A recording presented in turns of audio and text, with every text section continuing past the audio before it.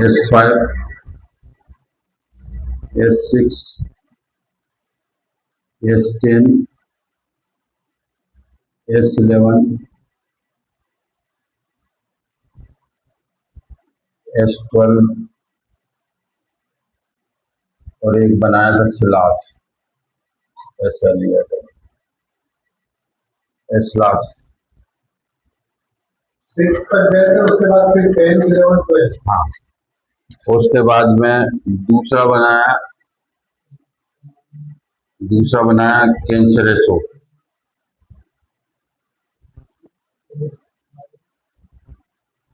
कैंसरेसो group में C1, C2, C3, C4, C5, C10, C13, C15 और C17। ये cancerous group C6 रह गया।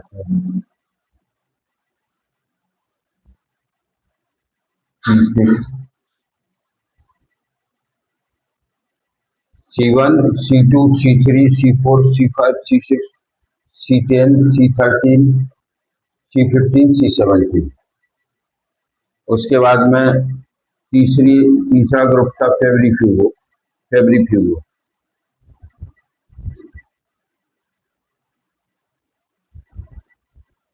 फेब्रिफ्यूगो ग्रुप में F1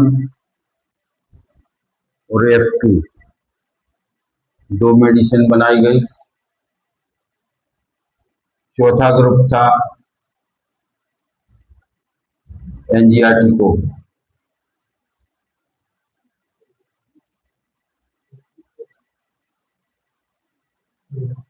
A1, A2 और A3। पांचवा ग्रुप था लिम्फेटिको।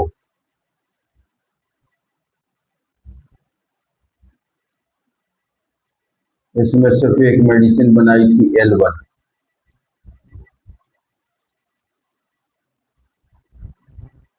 उसके बाद सिक्स्थ जो है पेटोरल।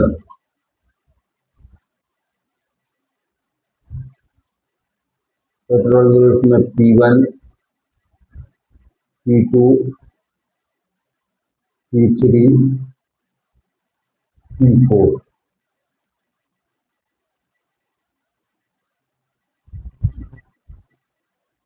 उसके बाद सातवें ग्रुप में जो है वर्मीफ्यूगो VRMIFUGO। वर्मीफ्यूगो ग्रुप में वर्वन एक मेडिसिन बनाई थी वर्मीफ्यूगो। हाँ, उसके बाद में आठवां ग्रुप था वेनेरियो। ग्रुप में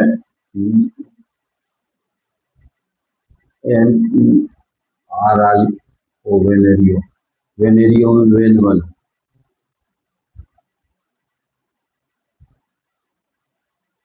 सिर्फ एक मेडिसिन वेनेरियो।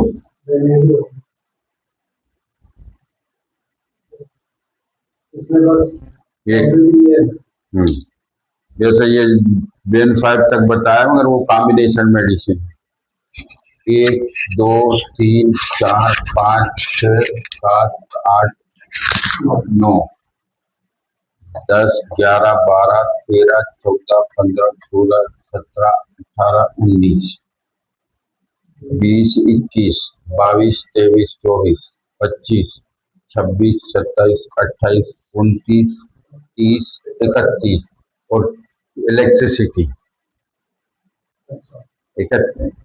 इलेक्ट्रिसिटी हाँ, 5 इलेक्ट्रिसिटी, 37 मेडिसिन और APP जो मिला के वो 38। एपीपी जो बन रहा है वो भी ओरिजिनल मेडिसिन है। तो एपीपी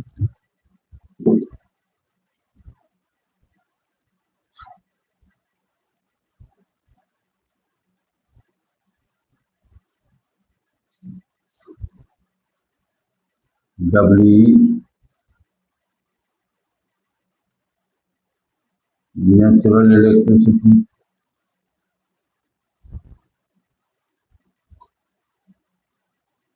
दो B positive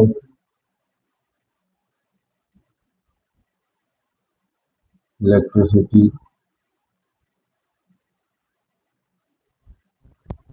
green V negative electricity,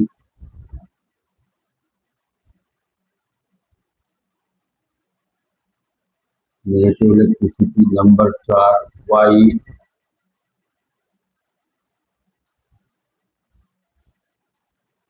negative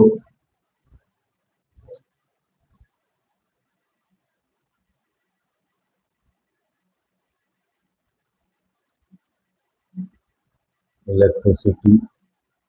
और नंबर 5 आदि positive electricity. Red electricity.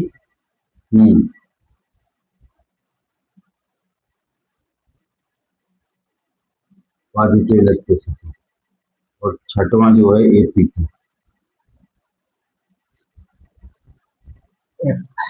Double properly fielding. हाँ, ये 38 मेडिसिन जो थी जो काउंट सीजर बेटी ने अपने जीवन काल में बनाई थी।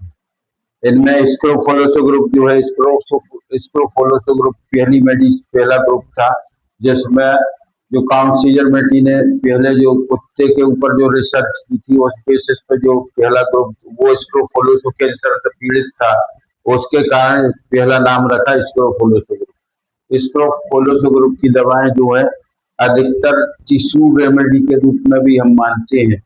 जितने भी टिश्यू से रिलेटेड डिसऑर्डर हैं उनमें सामान्य तौर पे इसका प्रयोग किया जाता है स्क्रोफोलोसो ग्रुप की मेडिसिन का। स्क्रोफोलोसो ग्रुप की मेडिसिन टिश्यू के रूप और क्रॉनिक डिसऑर्डर जितने भी है उनमें इसको प्रोसेस नाम क्यों पड़ा? स्क्रोफोलोस नाम इसलिए पड़ा, मैं बता तो रहा हूँ, जितने भी स्क्रोफोलस मतलब सामान्य तौर पे ये जो स्क्रोफोला अपन लिम्फ नोड्स जितने भी होती हैं उनको स्क्रोफोला के नाम से ही जानते हैं, स्क्रोफोला के नाम से। और जो कुत्ता जो पीड़ित था, जितने भी घाव से पीड़ित था, वो भी स्क्रोफोलस कैंसर से पीड़ित था। मतलब उसकी जो गठाने रही है उनके कारण वो पीड़ित था, उसके कारण उसका पहला ग्रुप जो बना स्क्रोफोलोस ग्रुप। स्क्रोफोलोस ग्रुप की मेडिसिन ज्यादातर लिम्फेटिक टेम्परामेंट के पेशेंट पे काम आती हैं और लिम्फेटिक टेम्परामेंट के पेशेंट को विशेष तौर पर और टिश्यू की जितनी भी ग्रोथ होती है सामान्य तौर पे हाइपरट्रॉफी और हाइपोट्रॉफी होने लगती है, तो उस जगह पे स्क्रोफोलोस ग्रुप का प्रयोग ज्यादातर होता है। दूसरा ग्रुप था कैंसरस ग्रुप। कैंसरस ग्रुप में जो मेडिसिन होती है सामान्य तौर पर सेल से रिलेटेड डिसऑर्डर जितने होती है बीमारियां होती है उनको खत्म करने के लिए और क्रॉनिक डिसीजेज जितनी भी खत्म होती है उनको खत्म करने के लिए कैंसरस ग्रुप का प्रयोग होता है। कैंसर से रिलेटेड जितनी भी बीमारियां होती है उनमें कैंसरस ग्रुप की मेडिसिन का प्रयोग होता है। और कैंसरस ग्रुप की दवाइयां जो है स्पेसिफिक रूप से कार्गन्स के ऊपर काम करती है। जैसे अपन C1 को देखें, C1 जो है जितनी भी महिलाएं होती हैं महिलाओं के लिए यूट्रस, फैलोपियन ट्यूब, साथ में यूटर सर्विक्स और जितने भी फीमेल जेनाइटल ऑर्गन्स होते हैं उनके ऊपर C1 का प्रयोग होता है। C2 जो है होल यूट्रस के ऊपर प्रयोग होता है और ब्लैडर लाइक स्ट्रक्चर्स जितने भी होते हैं उन पे काम करता है। तीसरा C3 जो है कार्टिलेजिनस स्ट्रक्चर्स जितने हैं उनके ऊपर काम करता है। C4 बोन के ऊपर काम करता है। C5 जो है सेल्स के ऊपर काम करता है, जहाँ सेल से नीचे डीजनरेशन होने लगता है उस जगह पर C5 का यूज होता है। C6 जो है किडनी के ऊपर काम करता है। किडनी की जो सेल्स जो है अगर वो डिजेनरेट हो रही है या बढ़ ग्रोथ हो रही है तो उनको खत्म करने के लिए C6 का प्रयोग होता है। C10 जो है इंटेस्टाइनल डिसऑर्डर जितने हैं लोअर एब्डोमेन में उनमें C10 का प्रयोग होता है। C13 थायराइड ग्लैंड्स और गले से रिलेटेड जितने भी डिसऑर्डर होंगे उनके ऊपर C13 काम करता है। C15 इंटेस्टाइनल डिसऑर्डर के साथ साथ स्क्रोटल सैक और जितने भी हाइड्रोसिल्स वगैरह के पेशेंट होती हैं उनमें C15, आंतों के कैंसर में भी C15 का प्रयोग होता है। C17 जो है किडनी से रिलेटेड कैंसर जितने भी हैं और किडनी से रिलेटेड डिसीज जितनी है क्रॉनिक डिसीज उनमें C17 का प्रयोग होता है। फेब्रिफ्यूगो मेडिसिन जो है जितने भी फेब्राइल डिसऑर्डर होते हैं उनमें साथ में चयापचय क्रियाएं जो हैं उनको उनको उनमें अगर कोई डिसऑर्डर होते हैं और एज ए टॉनिक के रूप में फेब्रिफ्यूगो ग्रुप की मेडिसिन यूज होती है। एनजीआरटी ग्रुप को जैसे कि हम जानते हैं सामान्य तौर पे एनजीआरटी ग्रुप जो है हार्ट एंजाइना शो होता है, उसी प्रकार हार्ट से रिलेटेड जितनी भी बीमारियां होंगी उनमें एनजीआरटी ग्रुप की मेडिसिन यूज होती है। इसमें सामान्य तौर पे A1, A2, A3 इसमें A1 जो है जो सामान्य तौर पे हम जानते हैं तो A1 जो है हार्ट के राइट लेफ्ट साइड में काम करता है और A2 सामान्य तौर पे हार्ट के राइट साइड में काम करता है। हार्ट A2 जो है वेन्स के ऊपर काम करता है और A1 जो है आर्टरीज के ऊपर काम करता है। A3 पूरे होल हार्ट के ऊपर काम करता है, हार्ट को मजबूती प्रदान करता है। इस तरीके से ये सामान्य तौर पे हार्ट से रिलेटेड जितने डिसऑर्डर होंगे उनमें एंजाइना ग्रुप का काम प्रयोग होता है। लिम्फेटिक टेम्परामेंट जिनमें लिम्फ की अधिकता होती है उनमें लिम्फेटिक ग्रुप का काम होता है। लिम्फ नोड और जितने भी लिम्फेटिक वेसल्स हैं लिम्फ से रिलेटेड डिसऑर्डर हैं उनमें L1 का प्रयोग होता है। चाहे वो अपन सामान्य तौर पे एक उदाहरण ले लें, किसी को बार बार सर्दी हो रही है तो वो पेशेंट जो है लिम्फेटिक टेम्परामेंट का पेशेंट है, जिनको एलर्जी हो रही है, बार बार सर्दी के कारण एलर्जी होती है। ऐसे पेशेंट जो होते हैं लिम्फ से रिलेटेड होते हैं, लिम्फ की अधिकता होती है, उसके कारण ऐसे लिम्फ अधिकता को नॉर्मल रूप में लाने के लिए L1 का प्रयोग होता है। साथ में पेटोरल ग्रुप्स जितने भी लंग्स से रिलेटेड डिसऑर्डर हैं या गले से मतलब लंग्स से ब्रांकियोल्स और अदर कफ से रिलेटेड डिसऑर्डर है उनमें पेटोरल ग्रुप्स का प्रयोग होता है। और वर्मीफ्यूगो जो है जिन्हें ऐसे पेशेंट जिनमें सामान्य तौर पर वर्म के इन्फेक्शन ज्यादा है उन्हें वर्म इन्फेक्शन को खत्म करने के लिए वर्मीफ्यूगो ग्रुप का काम करता है। वेनेरियो ग्रुप को अपन सामान्य तौर पे एक एंटीबायोटिक मान लें या जितने भी पेशेंट की इन्फेक्शियस डिसऑर्डर जो हैं उनमें वेनेरियो ग्रुप का काम ज्यादातर होता है। वेनेरल डिसऑर्डर जितने हैं उनमें वेनेरियो ग्रुप की मेडिसिन ज्यादातर काम करती है। उसके बाद में इलेक्ट्रिसिटी में W नेचुरल इलेक्ट्रिसिटी है, B पॉजिटिव इलेक्ट्रिसिटी है, G नेगेटिव इलेक्ट्रिसिटी है और Y नेगेटिव इलेक्ट्रिसिटी है, RE पॉजिटिव इलेक्ट्रिसिटी है। W नेचुरल है तो इसीलिए हर पेशेंट को हम सामान्य तौर पे एजिटानिक के रूप में भी दे सकते हैं, पेन किलर के रूप में भी दे सकते हैं। और शरीर के अंदर जब गर्मी ज्यादा हो मतलब सामान्य तौर पर पेशेंट को जो अभी जो मौसम चल रहा है इस गर्मी को खत्म करने के या लू को खत्म करने के लिए WE का प्रयोग कर सकते हैं। B पॉजिटिव इलेक्ट्रिसिटी है, ये भी शरीर की उष्णता को खत्म करती है और जहाँ ब्लीडिंग होती है उस ब्लीडिंग को कम करने का काम जो है बी करती है। सामान्य तौर पे जो लू के पेशेंट हैं हम आज की स्थिति में लू के पेशेंट को WE देने से भी पेशेंट की लू खत्म हो सकती है दूसरी दवाइयों के अतिरिक्त, या जो लू झाड़ रहे हैं वो तो झड़ते रहे हैं या फिर इसी को उठा के दोनों इलेक्ट्रिसिटीज को मिला के कंप्रेस रूप में उसके पेट पे प्रयोग कर सकते हैं और सिर पे प्रयोग कर सकते हैं जिससे उसकी सामान्य लू की शिकायत खत्म हो सकती है, लू से पेशेंट बच सकता है। उसके बाद में ग्रीन इलेक्ट्रिसिटी जो है, जितने भी एब्सेस होती हैं उनमें साथ में पेन, मस्कुलर पेन है या कोई गाउट का पेन है, उन पेशेंट को सामान्य तौर पर ग्रीन का प्रयोग होता है। ग्रीन वाई जो है स्वेलिंग को खत्म करने का काम करती है, जितने भी, और इचिंग को खत्म करने का काम करती है। दोनों मिक्स करते हैं, बी और डब्ल्यू। अभी कोई ब्लू का पेशेंट आ जाए तो आप बता रहे हैं घाव और swelling।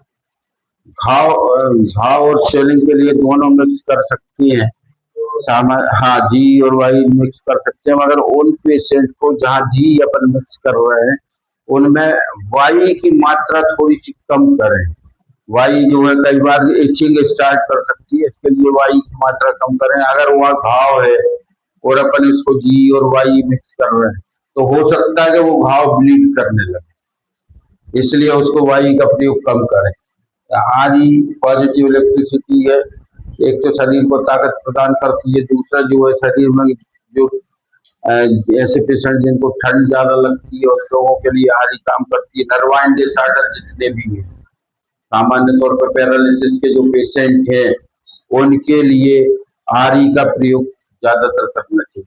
लो ब्लड प्रेशर के जो पेशेंट हैं, अगर बहुत ज्यादा ब्लड प्रेशर लो हो जाता है तो ऐसे पेशेंट को आरी की दो बूंद सुबह शाम या सुबह दोपहर शाम दिन में 3 बार देने से भी दवाई प्रयोग कर सकती है, आरी का प्रयोग कर सकती है, बीपी नॉर्मल हो। इसलिए उसका नाम रेड और जहाँ बहुत ज्यादा सामान्य तौर पे 2-3 दवाएं जो है blood pressure, low blood pressure को नॉर्मल करने का काम करती हैं, तो S1 और A3, S1 A3 का कॉम्बिनेशन वहां देते हैं। सामान्य तौर पर हल्का फुल्का ब्लड प्रेशर लो होता है और पेशेंट को बोलता है सवेरे सवेरे चक्कर आ रहे हैं, तो ऐसी स्थिति में S1 और A3 का डाइल्यूशन दे सकते हैं या गोलियां दे सकती हैं दिन में 3 बार।